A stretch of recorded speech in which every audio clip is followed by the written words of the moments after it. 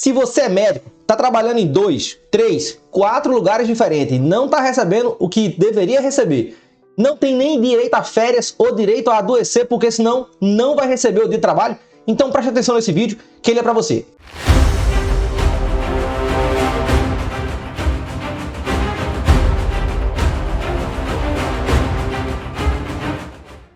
Senhoras e senhores, sou o advogado Maico Carvalho, advogo a favor dos trabalhadores há uma década e meia, e nesse vídeo eu vou mostrar aos médicos quais são os direitos que eles têm, as formas de contratação e o que é que eles estão perdendo achando que estão levando lucro. As formas de contratação são autônomo, pessoa jurídica, que ela abre uma pessoa jurídica para fazer isso, seletista, que é quando é contratado direto com a empresa, mas também pode ser seletista terceirizado, que é quando ele é contratado por intermédio de uma terceira empresa, de uma outra empresa, e também cooperado. A gente vai destrinçar cada um desses tipos de contrato para você entender direitinho se está sendo enganado ou não. Primeiro ponto, a contratação de PJ, ou seja, o médico como pessoa jurídica, muitas vezes o médico acha que ele está levando uma vantagem, porque ele está ganhando mais dinheiro. Mas será mesmo que ele está ganhando? Eu vou colocar aqui no quadro uma tabelazinha do Excel para você fazer uma comparação. Como seletista, se a pessoa tem direito a 13º, a férias, aviso prévio no caso de uma demissão imotivada, FGTS, multa de 40% no caso de uma demissão sem justa causa, a adoecer, que é uma coisa que o PJ não tem direito, se a pessoa vai tirar 30 dias de férias com a família, então será mesmo? Vamos fazer aqui uma comparação de um salário de 10 mil reais de uma pessoa que é contratada como seletista e uma pessoa que é contratada como PJ, pessoa jurídica. E vamos ver qual a diferença entre um e outro. É importante você lembrar que quando você é contratado como pessoa jurídica, você tem que pagar 20% de INSS. Quando você é contratado como seletista, você paga menos. Também vou deixar aqui a tabelazinha de progressão do INSS para você saber quanto é que você está pagando e se você está pagando acima do teto. Porque se estiver pagando acima do teto, a gente consegue pegar esse dinheiro de volta. Você tem que pagar no máximo o teto. Mais do que isso, tá jogando dinheiro no fogo. Não tem necessidade. Meu dinheiro? Eu perdi meu dinheirinho! Observe que um seletista que ganha 10 mil reais de dia vai ter direito a esses direitos que eu estou colocando nessa primeira tabela. Quem trabalha de noite também tem um adicional noturno. E outra, a hora noturna das 10 da noite às 5 da manhã não são de 60 minutos cada uma hora, são de 52 minutos e meio. Isso significa que a cada 7 horas trabalhadas, a pessoa tem que receber como se 8 horas fossem. Além disso, existe um adicional noturno de pelo menos 20%. Isso porque pode existir um acordo coletivo de trabalho, convenção coletiva de trabalho, dando um percentual maior. E aí, se for o percentual maior, vamos aqui para a segunda tabela. Um salário inicial de 10 mil reais, quando você coloca esses acréscimos proporcionais de 13º, de férias, etc., você vai chegar a um salário que já fica bem mais interessante. Observe que trabalhando durante o dia, o salário que seria de 10 mil, quando coloca esses proporcionais, acaba ultrapassando 13 mil reais. E quem trabalha durante a noite, ultrapassa 15 mil reais. Mesmo que você coloque o INSS para ser descontado, ainda assim fica algo em torno de 14 mil reais. Só que quando você vai para o PJ, que é a pessoa jurídica, você precisaria ganhar muito mais, porque o INSS ele é descontado em cima do todo. Então, quando você coloca 20% em cima do valor total que você está ganhando, ele acaba batendo muito mais. Vê aqui o que é que sobra. É claro que aqui você precisa fazer um cálculo mais minucioso, com a contabilidade da sua confiança, para saber exatamente qual é a tributação que você vai pagar, tanto de imposto de renda, porque eu não estou levando aqui em consideração, porque eu não sei quantos empregos você tem, quanto do INSS. Eu coloquei números grosseiros só para a gente ter uma noção, para você verificar que muitas vezes o que você ganha grandão lá como autônomo, como pessoa jurídica, às vezes não vale a pena, porque você ganha muito, mas também paga muito tributo ali em cima. Quando sobra para você é um valor que muitas vezes é menor do que o que você vai ganhar como seletista. É verdade. Observe que essa matemática muitas vezes ninguém nos conta, até mesmo porque toda a escolarização brasileira não é feita para fazer com que a gente seja super desenvolvido financeiramente falando. A escolarização brasileira trabalha a nossa mente para que nós sejamos escravos, para que a gente seja pau mandado. A prova maior disso é que até a hora do recreio é dada no mesmo horário que se toca aquele sino da construção civil. Lembra? Até nisso a gente é doutrinado a fazer o que o sistema quer, sem perguntar por quê. Então analise direitinho os dois valores, como CLT assinada e como PJ, como autônomo, para ver se vai valer a pena. Eu vou deixar aqui um link de um site que eu encontrei, que eu achei bem organizado, talvez ele calcule direitinho para você. Mas procure um contador da sua confiança e verifique direito se realmente vale a pena você ser contratado como autônomo. Até mesmo porque você ser contratado como autônomo precisa ter autonomia. No momento em que você não tem autonomia, você precisa cumprir uma carga horária, você não pode faltar. Você é supervisionado, você é advertido no caso de chegar atrasado, você não tem nenhum tipo de autonomia, isso faz com que você não seja mais autônomo. E se você não é autônomo, você começou a ter o primeiro requisito do contrato de trabalho, que essa é a segunda forma de contratação.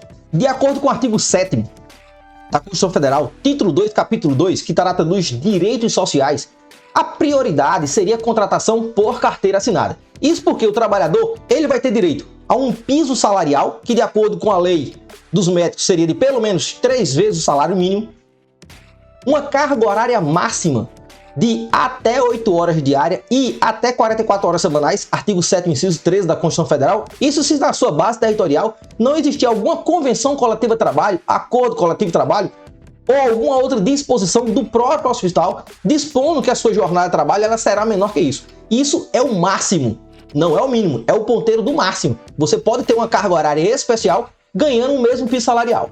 Número 3, férias de pelo menos 30 dias ao ano, um acréscimo de pelo menos 1/3 do seu salário. Adicional de insalubridade. Todo médico trabalha com doente, então se está trabalhando com doente, precisa receber de 20% a 40% de adicional de insalubridade. Existem 3 graus de insalubridade, 10, 20 e 40, mas em regra, o nível de exposição do médico aos doentes, ele é elevado, e por ser elevado, costuma ser fixado em cima de 20%, que é o grau médio, ou 40%, que é o grau máximo. Normalmente aqueles médicos trabalham em ambiente fechado, ambiente UTI, paciente com doenças de contato, etc. É exatamente em razão da insalubridade que o médico tem direito também à aposentadoria especial. Se a insalubridade está prejudicando a saúde do trabalhador, presume-se que ele vai morrer um pouco mais cedo. E é exatamente por essa razão que o médico ele passa a ter direito à aposentadoria especial. Ele vai se aposentar um pouco mais cedo. No caso das férias do médico seletista, que será de até 30 dias, ele pode vender até 10 dias. É ele que vai escolher, não é o patrão que vai coagi-lo a vender. É um direito dele. Se ele acha que está muito cansado e não deve vender, então ele não vai vender, ele não é obrigado a vender. E se ele pedir para vender logo no início do ano, do período aquisitivo, o patrão é obrigado a comprar até 10 dias. Ultrapassou 10 dias, as férias já são ilegais. Imagine que a ideia das férias é como se você tivesse com muita fome ao longo de uma semana. Não comeu nada. E aí depois de todo esse tempo, você não vai conseguir comer 10 quilos de feijoada, por exemplo. A lógica é essa. Se você ficou muito cansado, você não vai conseguir ter aquele cansaço inteiro. Aquilo vai estragar a sua saúde.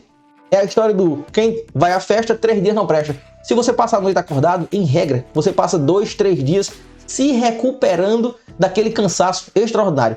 É essa a lógica das férias. Elas poderão, porém, serem divididas em até 3 períodos. Desde que o primeiro período, desde que um dos períodos, o principal, não seja inferior a 14 dias. Os demais precisam ser, pelo menos, de 5 dias. E mais uma regra. Número 1, precisa ser comunicado com pelo menos 30 dias de antecedência. Número 2, precisa ser remunerada com pelo menos 2 dias de antecedência. Número 3, não pode ser concedida faltando menos de 2 dias para o final de semana. Isso porque, se a pessoa vai tirar férias em um período que já é final de semana, ela não está tirando férias. O patrão está enganando ela. Muito afiado! Férias é férias de verdade. Final de semana é outra coisa. É repouso semanal remunerado. O trabalhador já tem direito. Então ele não pode receber uma férias dentro de um dia que já é destinado ao ócio. Sempre que você tiver direito a 2 férias, uma dentro da outra, ou seja, férias em dobro, na hora que a empresa não paga dentro do prazo correto, não concede dentro do prazo correto, gera-se o direito a uma indenização dessas férias. Se não foi concedido dentro do prazo correto, então você vai receber o dobro do valor dessas férias. E isso também acontece se o patrão não concede o tempo mínimo de férias. Se não conceder o tempo mínimo de férias, é porque as férias não foram concedidas no prazo legal, que é isso que fala a lei. Agora, para ser seletista, que é a forma mais correta de contratação, é preciso existirem requisitos. E esses requisitos eles estão definidos lá no artigo 3º da CLT. O primeiro é o da pessoalidade. Você que precisa trabalhar. Se você fica mandando outra pessoa no seu lugar, então não tem um requisito principal da pessoalidade. Segundo, é a onerosidade, é o dinheiro. Ninguém trabalha para ficar cansado, todo mundo trabalha por alguma remuneração. Então, em regra, esse requisito ele sempre está presente em todo contrato. Número 3, é o da habitualidade. Então, se os seus plantões são 12 por 36, 12 por 60, 24 por 72, se você tem plantões regulares, então também já existe o requisito da habitualidade. E por último, existe um requisito que ele não existe no artigo 3º da CLT, mas a Justiça do Trabalho de todo o país diz que existe, que é o da subordinação. Não existe nenhum trabalho no planeta Terra que não possua alguma medida de subordinação. Até o pintor, se você contratar para pintar a sua casa, ele não vai pintar em uma cor diferente daquela que você determinou. Isso significa que todos os trabalhos do planeta Terra possuem algum nível de subordinação. Mas mesmo assim a Justiça do Trabalho dificultou a vida do trabalhador, dizendo que esse requisito inexistente na lei é o requisito mais importante de todos. E a gente não vai brigar com a Justiça. A gente vai fazer as provas que a Justiça está querendo. Se todos os trabalhos são subordinados, tudo que a gente precisa fazer é guardar todas essas provas da subordinação. Então, sempre que o patrão disser qual é o seu horário de trabalho, der alguma advertência porque você chegou atrasado, justamente porque estava vindo de outro plantão, lhe der alguma suspensão, reclamar de você, inclusive, em público, tudo que demonstre que você é subordinado ao hospital, que você tem que cumprir cargas horárias, que você não pode fazer o que você quer, que você não pode dizer, hoje é segunda-feira, eu vou descansar, sem nenhum tipo de punição, então vá trazendo todas essas provas para um único ambiente, e o melhor deles é a nuvem. Tire foto de tudo isso e vá mandando para o Google, Dropbox, qualquer lugar que você queira na nuvem, porque no dia que você precisar dessa prova, você vai conseguir acessá-la de forma mais eficiente. Ainda que você perca o telefone, roube o telefone, mas você vai ter todas as provas. Isso vai facilitar na hora de você ganhar o seu direito ao reconhecimento do seu vínculo empregatício. Agora vamos recapitular os direitos de quem é seletista. Piso salarial mínimo, carga horária máxima, férias, 13º, FGTS, 8% ao mês, mais 40% na hora da demissão sem justa causa, aviso prévio no caso de uma demissão imotivada.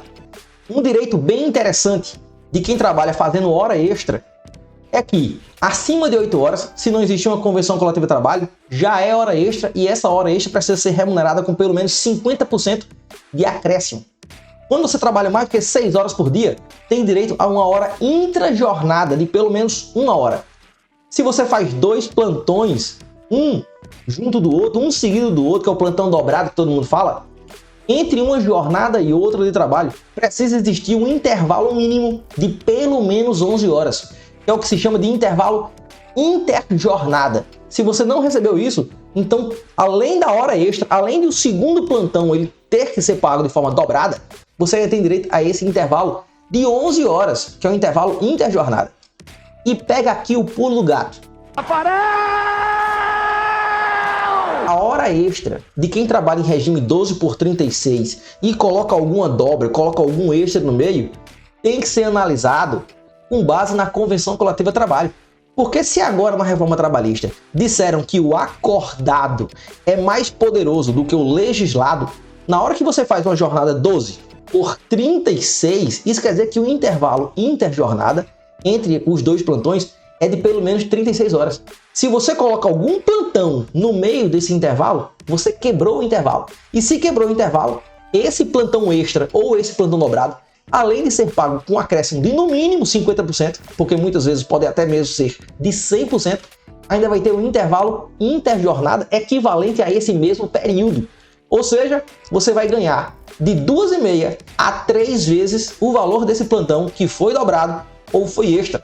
Então preste atenção nesse pulo do gato, porque pode ter muito dinheiro esperando por você e você não sabia disso. Então, o correto é que existam convenções coletivas de trabalho acerca disso. E a maioria dos sindicatos de médicos no Brasil não tem convenção coletiva de trabalho há vários anos. Aqui mesmo em Pernambuco, ontem eu estava procurando a convenção coletiva de trabalho de vocês médicos e a última que eu encontrei foi de 2013. Isso mesmo, uma década atrás. Coloquei o CNPJ do sindicato no sistema mediador do Ministério do Trabalho e ele não conseguiu encontrar nenhuma nos últimos 5 anos. se o site está quebrado, porque se o seu sindicato não está lhe protegendo, você precisa fazer o seu papel. Na contratação como seletista, você pode ser contratado direto pela empresa que vai receber os seus serviços, mas também pode ser contratado por uma empresa intermediadora dessa mão de obra, uma terceirizada, que estão lá na Lei 6019.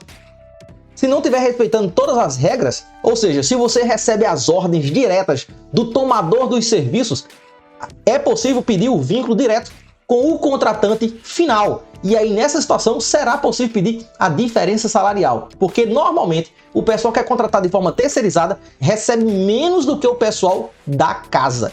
E infelizmente, essa foi mais uma inconstitucionalidade que o Supremo disse: ah, pode. Se é para prejudicar o trabalhador, muitas coisas estão passando. Então, se você já sabe que o Supremo está fazendo essas coisas, guarde todas as provas e se precaveja, porque é melhor uma pessoa prevenida do que uma remediada. Uma forma muito comum de contratação de médicos é por meio de cooperativas. E aí tem um negócio bem interessante. A sua cooperativa, ela realmente é cooperativa ou ela apenas está no papel cooperativa? Se eu me chamar agora de elefante, eu vou ficar grande e gordo? Ou eu vou continuar sendo um ser humano? Não é porque uma cooperativa se chama cooperativa que ela é cooperativa. De acordo com as duas leis das cooperativas, uma da década de 70 e outra de 2002, que é a 6019, a mais recente, a cooperativa tem vários requisitos. Ela precisa prestar contas pelo menos uma vez ao ano, ela precisa fazer eleição de conselho fiscal pelo menos uma vez ao ano, ela precisa ter pelo menos uma eleição a cada 4 anos para escolher o conselho de administração, ela precisa, de acordo com o artigo 17, parágrafo 2º da Lei 2.690, eleger um supervisor para você. O supervisor não é aquela pessoa que é amigo, que é primo, que é camarada do presidente ou do dono da cooperativa, não. O supervisor precisa ser eleito. Do contrário, o requisito de subordinação já vai estar presente nesse dispositivo que eu acabei de citar. Além disso, o artigo 7º da Lei 12.690, ele fala que o cooperado ele tem direito ao piso da categoria, a uma jornada máxima de até 8 horas e 44 horas semanais, a férias. O que ele fala lá é repouso anual remunerado. É férias, no grosso modo. Seguro. Será que a sua tem seguro? Observe que você tem vários direitos para fazer com que você não fique em estafa física ao ponto de adoecer. O artigo 5º e 3º, inciso 9º dessa mesma lei fala que a cooperativa ela não poderá ser utilizada para precarizar a mão de obra de nenhum trabalhador. E mais do que isso, ela não pode ser utilizada como mera intermediadora de mão de obra. E o que mais acontece são cooperativas que são muitas vezes criadas exclusivamente para prestar mão de obra a um determinado hospital. Então preste atenção nessas coisas todas. E se ela não for cooperativa, guarde todas as provas e peça o reconhecimento do seu vínculo. Agora, se ela tem uma irregularidade ou outra, tenha uma postura ativa. Vá atrás da fiscalização. Você não está pedindo favor, gentileza ou caridade de seu ninguém. Se você é um cooperado, você é o dono da própria cooperativa. E se você é dono, você tem direito de saber tudo o que se passa na vida financeira da empresa. Quem é que está trabalhando? Quem recebe os maiores salários? Todo mundo foi convocado para as assembleias gerais ordinária e extraordinária. O artigo 12 da Lei 12.690 determina que todos os cooperados sejam convocados de forma pessoal. Você já recebeu alguma convocação pessoal? Você teve conhecimento de todas as assembleias? Ou simplesmente você fica sabendo de uma ordem lá de cima, mandando você fazer as coisas e ponto final, você não tem poder de nada, você não vota em ninguém, você não sabe o que é que acontece. Uma coisa é a cooperativa fazer uma gestão que você não gosta, mas que você tem direito a voto. Outra coisa é você ser um mero pau-mandado em uma cooperativa que não tem nada de cooperativa a não ser o nome. Então, se você está em uma cooperativa fraudulenta, busque os seus direitos.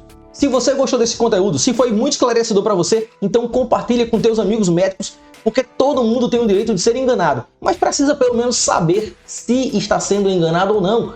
O brasileiro, ele tem tudo para ser extremamente próspero. O que ele precisa é apenas saber o que ele tem direito. E aí, se ele vai exigir ou não, é um direito dele.